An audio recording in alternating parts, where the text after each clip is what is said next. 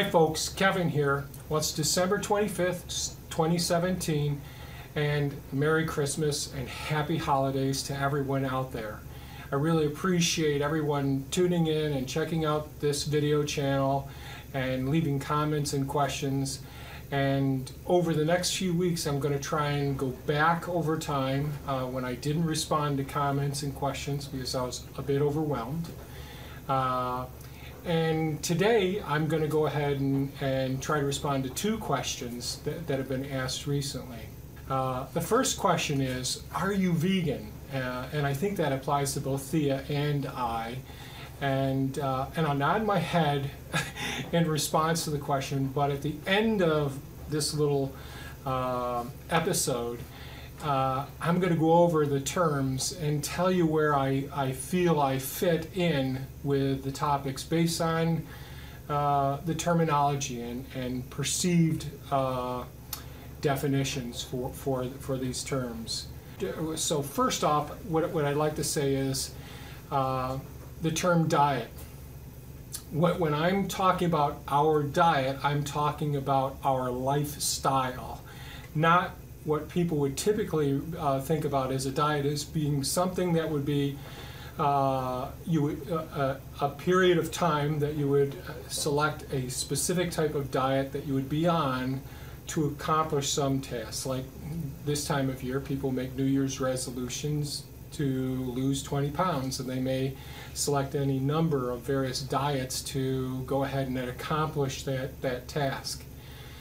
When I'm talking about diet, I'm talking about, those decisions you make of what you want to include in your lifestyle and those things that you want to exclude out of your life.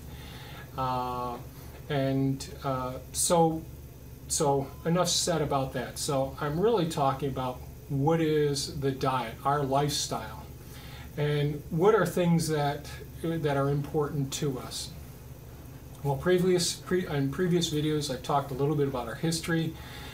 We've been both of us have been involved in working with animals throughout our entire lives, and reducing animal suffering. I mean, Thea's a general practitioner, veterinarian. I was years ago, we were both wildlife rehabilitators. We had a small horse farm before that. And both became veterinarians. As a veterinarian, I wasn't drawn to seeing the happy, healthy puppy getting vaccinated, routine physical exams. I went on and got board certified in internal medicine because I really wanted to have an impact. Same thing with the wildlife rehabilitation. I wanted to try and have an impact on those animals and the environment. And ultimately, the same sort of thing happened once I went through school and got my doctorate in veterinary medicine. I knew I needed to go on further, and ultimately became board certified in internal medicine because I wanted to help those patients that were chronically ill and debilitated, help to relieve suffering, prolong their life, and increase their health span. So, and then our diet has evolved over time, and animal suffering, relieving animal suffering, has been a big component of that, of our diet choice as well. So, but the thing that really made the most profound impact on me was I'm a big advocate for using evidence-based medicine. Or evidence-based clinical studies to help me select out what specific diet choices, things that I want to exclude from our diet and things I want to include in our diet. So increasing our lifespan is something, so how long we're going to live in life, well, that's something that's important to me. But more important than how long I live, it's the quality of life, our health span, how to decrease what most people would call the aging effects. So an example, before I've been obese, I've had hypertension where I've been on ACE inhibitors and beta blockers. I wore bifocals for decades. I became less energetic in my 40s and my 50s. Now I'm 60. I'm going to be 61 in a couple of weeks. And I've had chronic back pain. I had chronic gastrointestinal disorder. I have a couple of genetic predispositions. So I have one of the genetic defects that causes celiac disease. I've had diverticulosis in the past, that is, and biopsies have been shown that that is resolved, and I had episodes of diverticulitis where I became systemically inflamed. I had adult onset allergies in the past, and my skin wasn't as healthy. I used to have some skin eruptions as well. So there are many things in my life that I saw developing as time went on. And I did do, as a clinician, I took the medications to help me alleviate some of that pain and suffering. And upon learning as much as we have learned over the years since that time, our dietary, we made many lifestyle changes. It isn't all due to our diet, all of the things. It's lifestyle. It's a state of mind. It's the exercise. It's the amount of sleep we get. All of those things. But now I'm going to focus on the diet itself and not include any of those other aspects as well. So,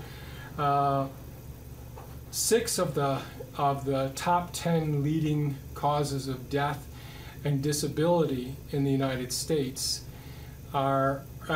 Certainly the #1 leading cause of death in the United States is heart disease. And the only diet that's been proven, without exception, is a plant-based diet. Now, I'm using the scientific information here. I'm not trying to suggest that you make a change. I'll just say the information's there, available to all of us. And you make the decisions based of what's right for you. I'm not trying to impose my thoughts on you.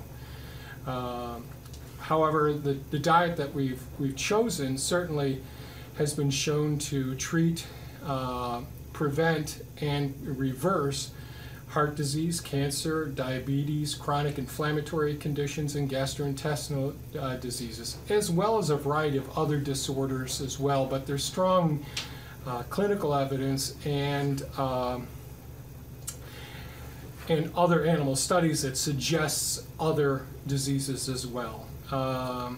In veterinary medicine, one of the things you become aware of is that about 3/4 of the pharmaceutical antimicrobials, those antibiotics that are used to what I would consider inappropriately for factory farming, for animal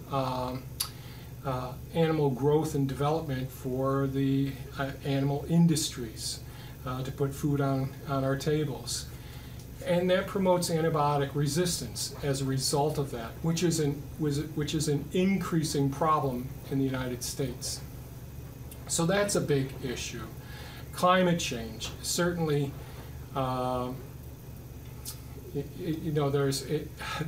many videos and books out there, and certainly many scientific studies that have reported about the impact of methane. And certainly with the amount of deforestation to raise animals, raise the feed that's necessary to feed the animals is an issue as well.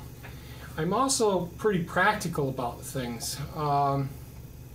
Before in videos I've talked about types of investments. So we have degenerative investments, like if you buy a car, well, the value decreases as soon as you drive it off the lot. And then there's generative investments like your kitchen garden or your vegetable garden, and there's regenerative investments. If you plant a fruit tree or a nut tree, it keeps giving and giving and giving for potentially many years. And then you have the wood to harvest from it as well, ultimately. So there's those types of investments. And when I look at the animal food industry, It just doesn't make sense. It takes 10 calories, 8 to 10 calories of grain and feeds that are grown in order to produce 1 calorie of food, or you do it as 8 to 10 pounds of grains or silage or whatever in order to produce 1 pound of beef. It's, I don't know, I look at that and just say, geez, if you get a 20-gallon gas tank, well, just leave 8 pay for 20 gallons, leave 18 at the station, and just go right on the 2 gallons. It just doesn't seem like a wise investment. The issues with water as well. So with water, it takes so much water to produce milk ultimately, because of the feed, the embodied water in the feed that's used to produce it, and the water that's necessary to take care of the cow as well. And the same thing, I think, in one study it showed it indicated that it takes about, in total, 660 gallons of water to make 1/4 pound beef patty.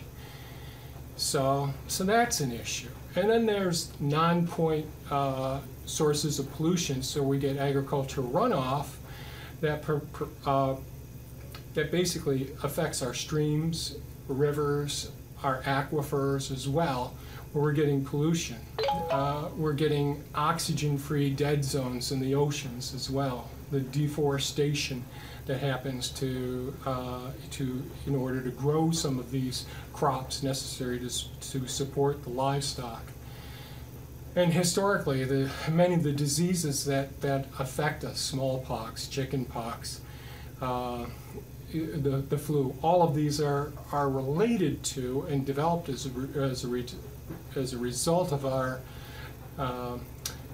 utilizing different species to provide sources of nutrition for us as well. So I think that the world could be fed much more reasonably without the waste, without putting so much material into the animal industry. Certainly our health would be better and the planet would be better as well. So there's the ocean acidification. These are not sustainable means. As the population on the earth increases with humans, the amount of land that's necessary to grow the crops to feed all of these animals, it just isn't a sustainable situation to feed everyone the quote omnivore diet. Subsidies are another issue. We pay in our tax dollars, the money is allocated for subsidies for the various grains to falsely decrease the, so that you can drive through a window, a drive-through fast food restaurant and go through the dollar menu and get cheap food. Studies have also indicated that the World Health Organization has published the probable carcinogens of processed meats, and those are your bacons, your hot dogs, your salami, all of the things that quote are in the standard American diet. And unfortunately, if you ask most people, if you were to ask people, say, is bacon been shown to be a carcinogen? Most folks don't realize that it is, because of the media bias that's there as well. So the issue is we have, so one of the concerns is getting this information out there. Well, it's tough to do that. With social media, it's working better nowadays. And it's just part of our why is this problem so prevalent, and why is it that we're pushing the American Dairy Association? We'll have all these great commercials, and they're in our school programs. Many of these places, if you go in and get cancer treatment, there's the sweets, the refined sugars and materials that are there, processed meats there. If you're in the hospital, they'll offer you the same foods that are there. and these are healthcare institutions, but they're funded by industry. Now, I don't think that these industries are evil industries. I don't think that the people who go into to these big turkey farms or meat farms are going into it with the idea, I want to hurt animals, I want to increase animal suffering. They're doing it like all of our Western capitalization corporations do. They're in a business, and their goal is to make a profit and to distribute funds to their shareholders, to make a profit. That's part of our culture. And that's what I see as part of our problem, is the cultural aspects of what we're doing. And again, I know I've already turned off many folks thinking that I'm preaching this vegan diet, but I don't believe I am, and I'll go on a bit further. Now, I don't want to poo-poo the medical industry. I think, I'm a big advocate of our educational system. I'm very proud of my educational opportunities and all that I learned through getting, not just my 4-year undergraduate degree, but also my 4 years of getting my doctorate in veterinary medicine. And then after that, the internship, residency, additional years of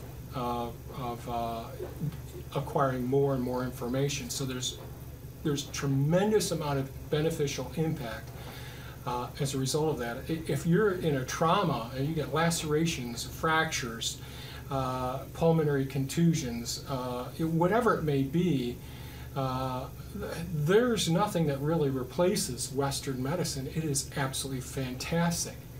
However, I think medicine in Western medicine with respect to chronic inflammatory conditions, chronic kidney disease, chronic heart disease, all of these different disease processes that go on in our bodies, diabetes, hypertension and all, I think we're failing in Western medicine.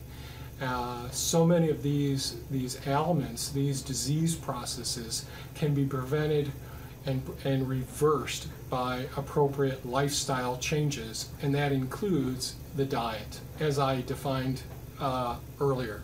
What do I think of some of these dietary terms? Vegetarian diets, and we have lacto-vegetarian. Lacto-vegetarian diet will include dairy products, but exclude poultry, meat, fish, and eggs. Ovo-vegetarian diets will exclude dairy products, meats, fish, chicken, beef, and will include eggs. They'll take in eggs. So it can be confusing, but the thing that I would say about vegetarian and vegan terms is they're both exclusionary diets. They aren't necessarily trying to include those things that may make you healthy. With the vegan diet, well, that's, I don't know if stigma is a proper term for it, but there's a gut reflex when you say vegan. And when we talk about vegan diets, it's excluding all animal products. So all meats, fish, dairy, eggs, all of those things are excluded. And I don't necessarily promote a vegan diet. And the reason is because there's other things that they're not excluding, such as highly refined and processed non-animal products. Those are not good for you, those simple sugars. And that's another product of our Western civilization and capitalism. Refined products are very shelf-stable, but they're stripped of their nutrients, the things that are really beneficial to us. So I really don't care for, although if somebody says, are you vegan, I'll say yes, to not be argumentative and to help the conversation potentially get beyond the exclusionary components of that term. So then we have plant-based diets.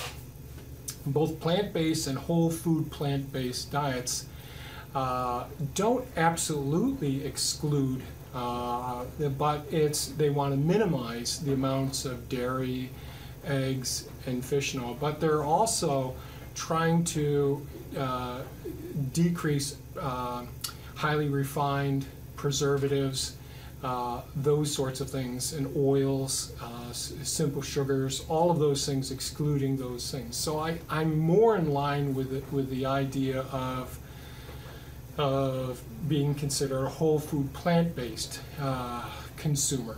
That's more in line with our lifestyle. There's another term that I think is very good, and it's Joel Fuhrman came up with a term. I believe he was the initial developer of this term, Nutritarian. And the thing that I like about the term Nutritarian is it also tries to minimize the amount of animal products in your diet, but it really takes into account nutrient density. And when we talk about nutrient density, and that's a term that I use all the time, and I use it in a couple of ways, both with trying to talk about the nutrient density within plants and developing that in the plants based on the soil and the environment that's there. But more importantly, the way that it's typically used is looking at, geez, when we take, all right, so I'm going to use a couple of terms. So the macronutrients, and the macronutrients certainly are fiber and water are two really important macronutrients. But and some people won't include fiber in the macronutrient. I do include fiber as a macronutrient, but it's the calorie-containing macronutrients, and that's your proteins, your carbohydrates, and your fats. Proteins and carbohydrates both have equal amounts of calories per unit volume or weight, and fat has more than twice as much. So, like protein and carbohydrates have about 4 calories per gram, as opposed to fats, which have 9 calories per gram. So it's a little over double the amount of heat energy or energy that you're taking into your system. And another component of good lifestyle medicine is not eating too much. And that's an issue I have. I eat an awful lot. And I'm mindful that I need to change that in my life as well. That's one of the next phases I'll be going through. So by decreasing the total amount of calories that you're consuming relative to the micronutrients that are there, and I didn't define the micronutrients, well, those micronutrients include vitamins and minerals and all of these phytonutrients or phytochemicals. And I've talked about some of these in the past, like sulforaphane, anthocyanins, the blue pigment. So it's the colors and the odors in the plant. So like kale has a really high nutrient density. So how do we look at the nutrient density? Well, Joel Fuhrman takes and uses the formula H equals health is equal to our micronutrients over our macronutrients. So all those phytonutrients divided by the calories that are there. So when we have an awful lot of micronutrients per calorie, that's what we want in our diet. And that's the thing that's going to do the most benefit. It's going to decrease DNA damage. It's going to increase DNA repair. It's going to help intracellular signaling. It's going to help with the telomeres, the capping on our DNA to decrease the chances of mutations and all. It's going to increase apoptosis, program cell death in cells that have had some damage to them before they go on and become cancerous. And these are just a few, and there are thousands of beneficial mechanisms that have been demonstrated in laboratories. These micronutrients, increasing the relative amount of micronutrients to your calories. So in other words, less protein, less carbohydrates, and less fats. So we choose in our diets to have minimal oil, if any oils, because oils are refined. They have a longer shelf life, so there's good profit to be made on that. Where if you eat a whole food, let's say an avocado has a lot of fat in it, or a coconut has a lot of fat in it, but if you're eating coconut oil, there's a lot of saturated fat in that. So lots of vegan diets have lots of coconut oil in it. And I'm going by the information that's available through peer-reviewed, published nutritional studies, and a really good source of getting the, I'd say, getting the headlines and getting some of the information of where to go to get the details would be nutritionfacts.org. A great book is How Not to Die by Dr. Michael Greger. Really, really good sources, and I have a whole variety of other ones as well. Certainly Joel Furman, Eat to Live, I believe is it. Eat to Live as well, and we have lots and lots of information that I think are books and resources that are absolutely wonderful. So the short answer, if I'm excluding animal products, if that's the way you want to express it, yes, I am vegan. I think more of myself as being whole food, plant-based, really focusing on nutrient dense, but want to exclude the added salts, refined sugars, the certainly the oils. All of these are fine. The white flours that are bleached and stripped of all their beneficial nutrients as well. So those are things. But even though that term, the whole food plant-based and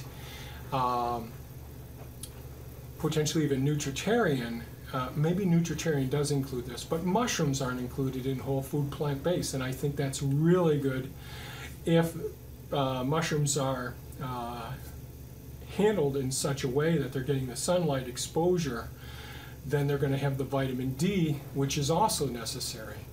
So, and I guess I'd like to say the other, sorry for that squeaky sound, the other important aspect that most people aren't thinking about, well, I'll just take a supplement. So we have these multivitamins, and we have all these other specific supplements that we can be taking, and I'm not an advocate of those supplements. Certainly if you're not getting the appropriate sunlight and you've decided to exclude animal products from your meal, and you're living in Oswego, New York, in a cloudy area, and you're not getting outside, then vitamin D is something you should be taking potentially. B12 may be something that you need to get into your system. I'm interested in following up and seeing what more and more people are publishing, are sharing on social media what their lab results are when they're not taking supplements and when they are taking supplements. So my goal is to do as little harm to other people, to our planet, and to the animals that inhabit our planet as well. I want to be kind and compassionate to all, including animals. So that's important. And I want to has beneficial an impact in our legacy and the things we're doing here on site. I want to be able to show people ways of living that can be a good investment financially, a good investment of their time, and certainly get rewards over and over again throughout their lives. I want to increase my health span. I want everybody to increase their health span so that you don't have debilitating diseases. So I'm just started in my 60s now. In a couple weeks I'll be 61, and Theo will be 64 in a couple of weeks. And our energy and activity levels have increased so much over time that since we've made these lifestyle changes, that it's something we're going to continue with, and we're gradually going to evolve as more and more peer-reviewed, published scientific information becomes available. Well, thanks so much for watching, folks. I really appreciate it. Feel free to share this with your friends. Feel free to leave comments and questions. I really appreciate that as well. Thanks so much, and have a fantastic holiday. Bye-bye now.